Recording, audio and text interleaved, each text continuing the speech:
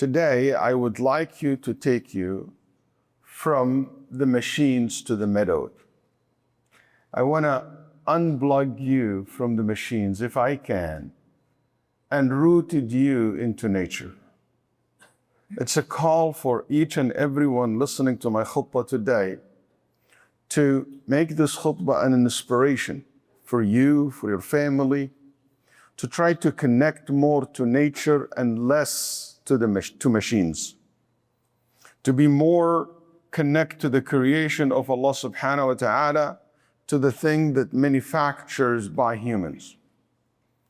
Abdullah ibn Mas'ud Abdullah ibn Abbas radiyallahu anhu an أبيه قال من سكن البادية جفا ومن اتبع الصيد غفا ومن اتبع السلطان فتن. في رواية من لزم البادية جفا. Ibn Abbas radiyallahu anhu said that the Prophet ﷺ said, whoever dwells in the desert becomes rough. And another narration, whoever remains in the desert becomes rough. And whoever follows the hunt becomes heedless. And whoever follows the ruler becomes tempted. This hadith, actually, it's a talk about a fundamental issue, which is you will be always impacted by the environment and by the thing that's surrounding you. You will be impacted by it. Those who, the scholar said, those who live in the desert, why they became rough? Because desert is rough and surviving there is hard. And also your character will become rough because you don't deal with people much. You're isolated. You're far from communities. You live as an individual or small numbers. It's all about you surviving there. It's all about yourself and to survive. So it impacts how you behave. And you don't have access to knowledge, access to those who will teach you proper manners and etiquettes and so forth. A study published in the Journal of Environmental Psychology found that individuals, for example, who lives in mountains area are often reported higher level of self-reliance and a community coherence compared to those who in urban setting. For example, also coastal town often host festival, community events that encourage social interactions, leading to culture of to be a friendly environment, friendly people, friendliness and hospitality. People in rural area, like people live in countryside, are, may prioritize family and community ties, often participating in local farming or cooperative activities that emphasize cooperation. Also, they have greater appreciation of nature, which can lead to more environmentally conscious behavior. Living in desert environments requires individuals to adapt to extreme conditions, fostering traits such as adaptability, resourcefulness, and a strong sense of survival. And all this impact how you behave. There is evidence to suggest that the characteristic and behavior of animals also can influence the personality and behavior of people who spend significant time around these animals. And all thing that we know in the desert, people are around camels a lot. Camels has certain characteristics. And they said that's one of the reasons you became so tough, like camels. For example, a study published in Arthrozoos found that dog owner often exhibit increased level of social interaction and community involvement, reflecting the social nature of dogs. And also, studies also shows that those, for example, who spend a good amount of time around horses, they found that something interesting about them, that display a good high self-esteem, because they adopt that from how their horses carry themselves, and their personal growth, and they build a strength Also, there is a research was published in the Journal of Applied Animal Welfare Science, found that cat owners often report lower level of stress and anxiety, and also display higher level of, laziness and less activity. They're less active. And, I can go on and on and on. In conclusion, the characteristics and the behavior of animals can indeed reflect on the personality and behaviors of the people who spend time with them.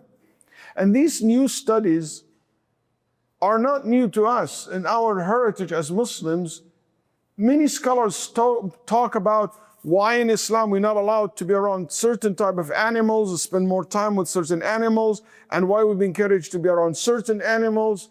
And Ibn al-Qayyim rahimahullah wrote an extensive article about this and how people get affected by the character and the behavior of the animals that you eat a lot or you spend more time around.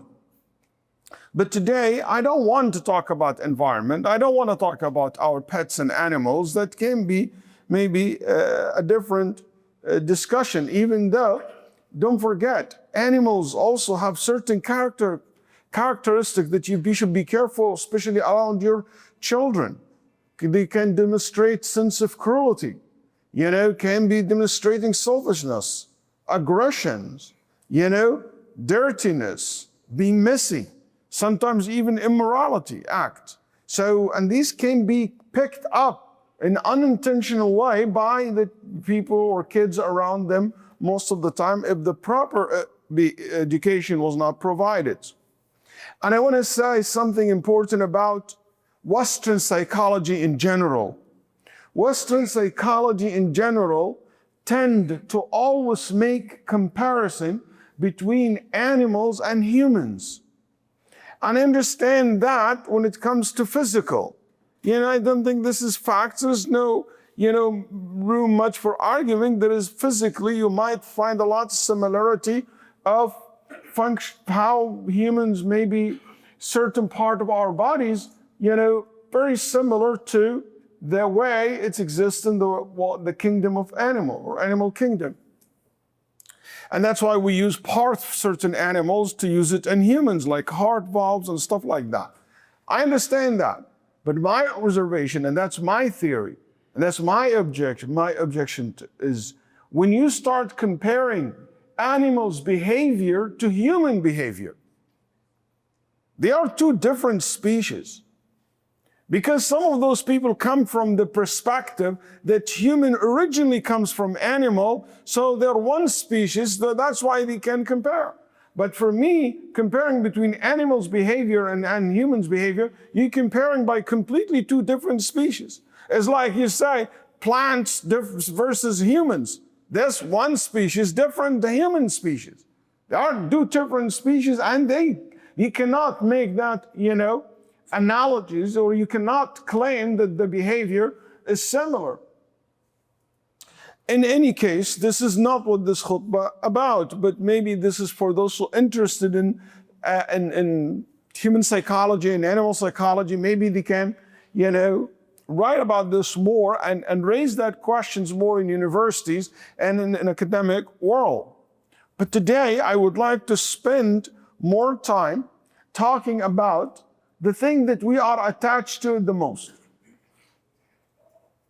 The thing that in our day, we're not so attached to animals as much as we so attached to machines. And that can be your smartphone, your computer, your car, at work, whatever machines that exist, TV. These machines, we are so attached to it. Especially we are in a time of the revolution of AI. In near future, AI will be your son and daughter best friend.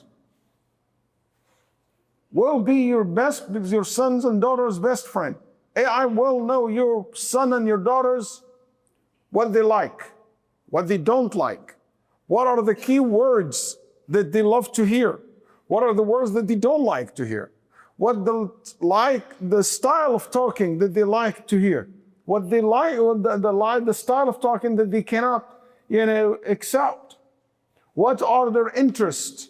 What's all the things that make them happy, make them sad?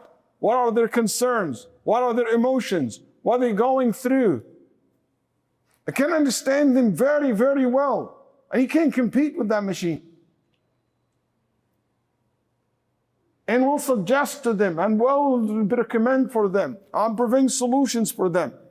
And guess what? They are there for them 24/7. And they listen very good. And they don't argue. So that's really, if you think about it, it is kind of scary. Because this machine, it is all will be based on who feeding it, who making it, who creating it. Where does the data come from? It can be your son's and daughter's best friend who can advise them to, you know what, by the way, you didn't miss Asr. Maybe you feel that way because you commit that sin. Maybe. What can be that way? Can be that Al-Jalis al-Salih, the righteous companion. And can be the other way around. It depends.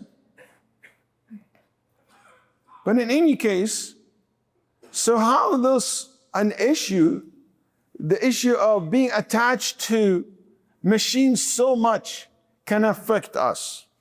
Engaging in machine, especially in fields like programming, engineering, data analysis, can enhance a lot of good positive things. Analytical thinking, problem-solving skills, regular interaction with technology can foster you became adaptable to change. Individuals learn to navigate new softwares, tools, and systems. For sure, it enhances creativity and innovation. But what I want to focus on, what makes you a real human being? فَأَنْتَ بِالنَّفْسِ لَا بِالْجِسْمِ إِنسَانٌ. What really make you a real human being, good human being? What make any civilization good civilization? It's not how many kilowatts of electricity that they use, not how many technology they invented, not how powerful army they have. What make any civilization good and surviving civilization, how much ethics and how much humanity there is in the human being who live in this society. And what kind of moral system that they have. Because no matter how big and high we go, if we don't have a moral foundations, we collapse.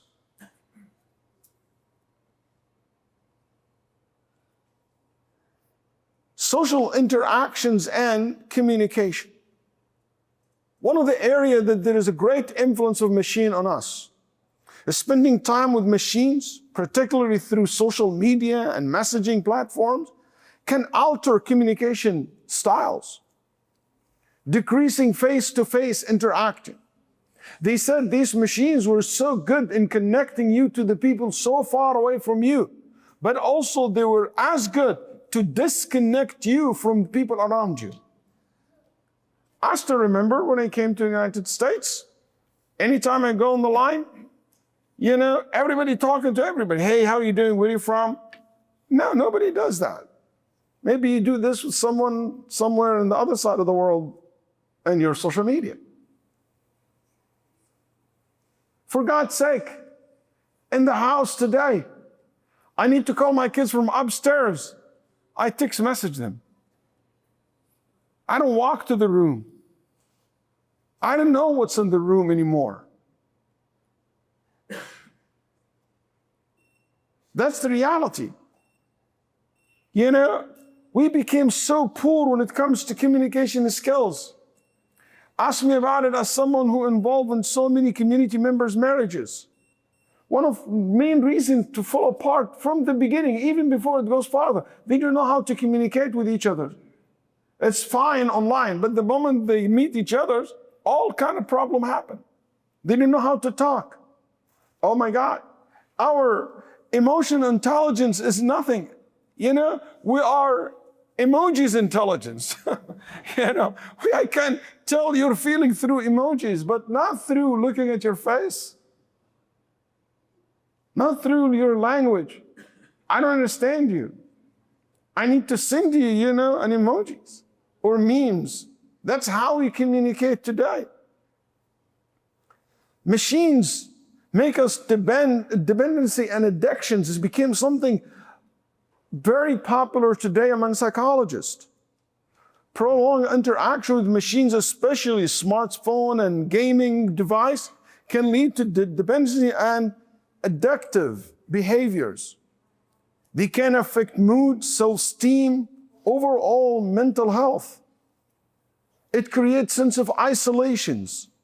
With technology can connect people, but also isolate people very good. You know, some kids always home, always in the room.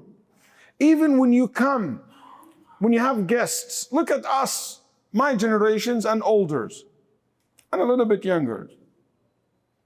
What we used to do when we have guests, to be with the guests. My father will let me be in my room when I have a guest at all. That's why I learned what it means to have a guest, how to serve them, how to take care of them, how to welcome them, how to show respect to your guests. Today, now they are playing games upstairs or in their rooms. Or if they come, they just can't wait. Just, you know, they are like, can't wait to go back to the game. Also, a study published in Psychological Science found that excessive smartphone use is associated with increased feeling of loneliness and depression, particularly among young and youth. We are in the spring. The summer is coming. People travel. People have vacations. I would like for us to make this an action calls upon all of us to make sure to disconnect ourselves more from machines and try to connect more with nature. May Allah subhanahu wa ta'ala yarzuqna wa iyyakum al-fiqha fi ad-din. أقول ما سمعتم واستغفر الله لي ولكم فاستغفروه. الحمد لله وحده والصلاة والسلام على من لا نبي بعده وبعد. Certainly,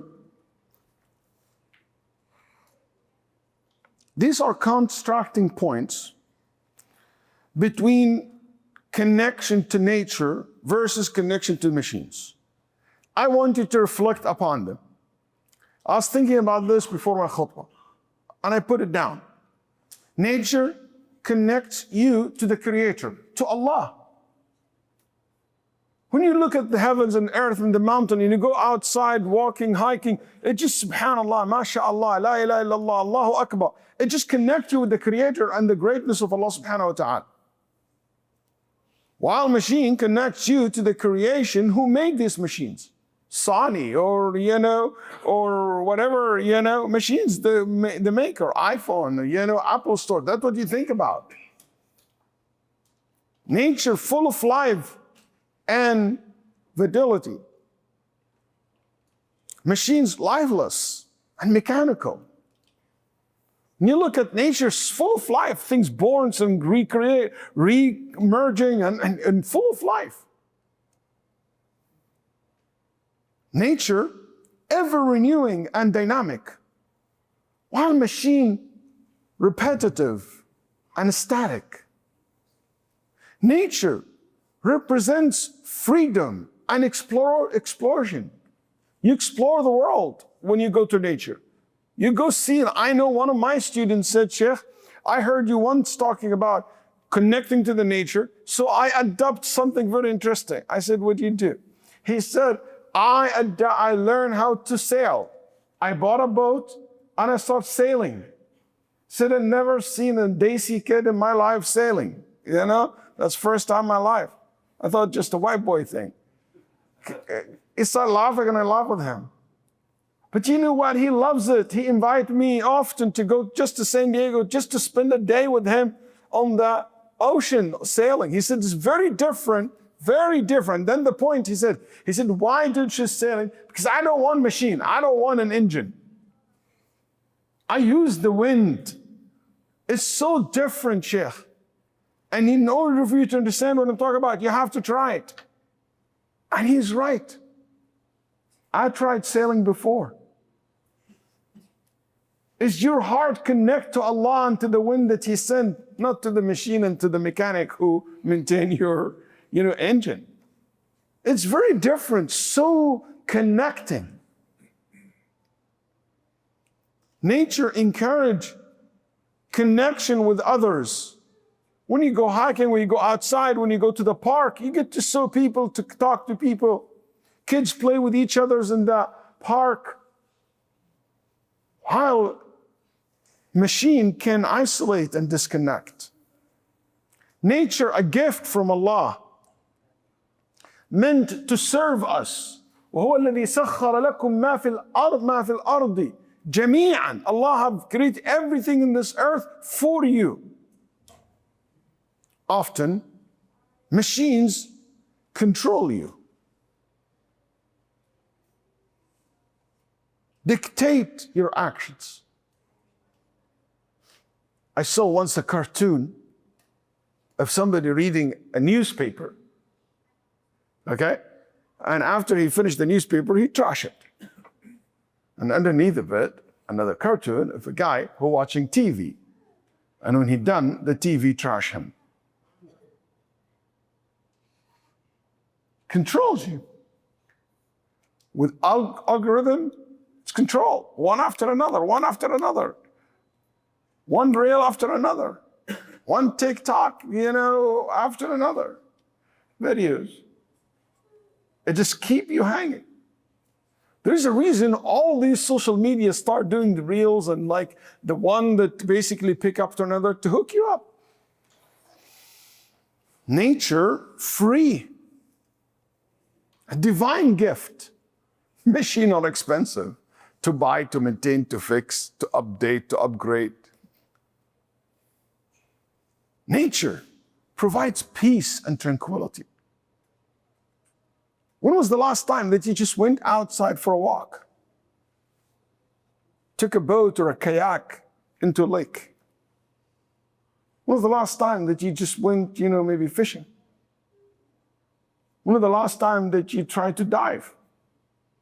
When was the last time that you tried to visit, an outdoor, do some outdoor activity?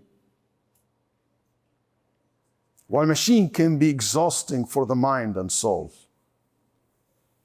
Nature offers variety of options to choose from. See, walk, subhanAllah, so much to see, so much to explore. Machines often make a choice for you and manipulate your mind, what to see, what to watch. Nature lasting and enduring, machine temporary and will eventually perish and be updated. Nature give you time with Allah alone. Machines often keep you away from having your own time with Allah. Distract you in Salah and Quran every time. Nature make you think and discover. Machine, most of people, not everyone, but most of people who use machines are users, consumers. It limits their thinking. Nature is a healthy choice for life. It's a healthy life choice, or a choice of life, or a choice of how to live your life. It's less toxic, fresh air, while machine cause so much health and psychological issue and damage. Nature make you more active. You need to walk, you need to put effort. Machine just make you lazy. I said to some young kids, mashallah, what kind of sports you're engaged in? He said, I'm in esports program in the school. And big smile in his face. I said, what's that? He said, I'm in the school in esports. I said, what is that? He said, we play games. I'm a good soccer player in FIFA. That's it. It's sad. I'm okay with you having fun with that sometimes, but when you don't go being active, when you're not physically active, many verses in the Quran invites us. Allah in many verses in the Quran invites us to go out, to look, to discover. So when you go out, you will realize the quality of Allah. When you see how perfect, how beautiful, how everything is balanced in this world, it makes you understand the nature of this God, this knowledgeable, wise, expert, merciful, and so on.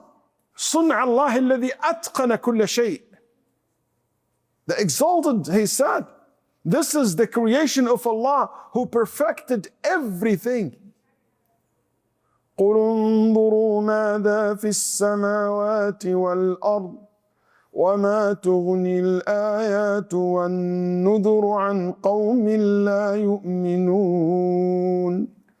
أولم ينظروا في ملكوت السماوات والأرض وما خلق الله من شيء أفلم يروا إلى ما بين أيديهم وما خلفهم من السماء والأرض. And I can keep going. إن في اختلاف الليل والنهار وما خلق الله في السماوات والأرض لآيات لقوم يتقون. All these verses talk about how Allah created heavens and earth for you to go and to reflect and to discover. So it connects you to Allah subhanahu wa ta'ala. That's one of the ways, especially in a time of atheism, especially when people denying Allah subhanahu wa ta'ala, especially in the time when our young and old are not connected with Allah much. You want to connect with Allah, strong connection with Allah, let them discover, go take them out, let them connect to the nature and remind them who created this. Because they are so surrounded by things made by humans. But when you take them out, even miracles. For God's sake, one brother telling me, I was asking my kids about miracles. Do you know what miracles his kids think of? The Avengers. The superheroes. That for them is the miracles.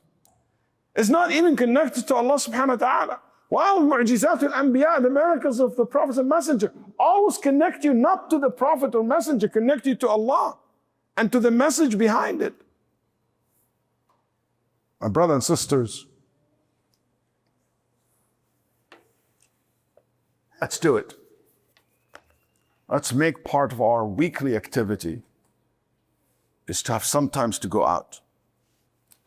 Let's reduce the amount of daily activity and connection to the missions. Let's have this conversation with our family, with our kids. Let's get active again.